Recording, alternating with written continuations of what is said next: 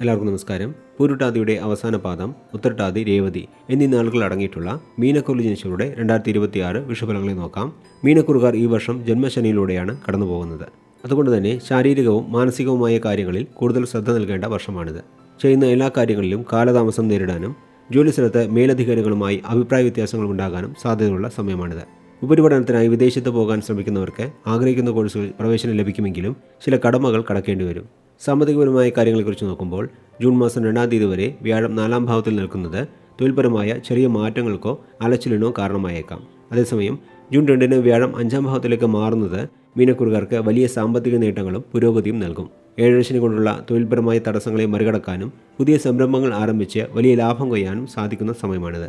ചിലർക്ക് ലോട്ടറി അടിക്കാനും യോഗമുണ്ടാകും. എങ്കിലും ഒക്ടോബർ മാസം മുതൽ ജനുവരി വരെയുള്ള മാസങ്ങളിൽ വ്യാഴം 6-ാം ഭാവത്തിൽ സഞ്ചരിക്കുന്നതിനാൽ അപ്രതീക്ഷിത ചെലവുകളോ ശത്രുശല്യമോ വരാനും സാധ്യത കാണുന്നുണ്ട്.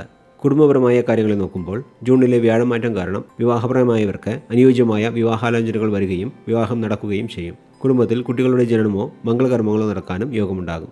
ഡിസംബർ വരെ 6-ാം ഭാവ കേതു ശത്രുക്കളെ പരാജയപ്പെടുത്താനും കോടതി വ്യവഹാരങ്ങളിൽ വിജയം നേടാനും സഹായിക്കുന്നതാണ്.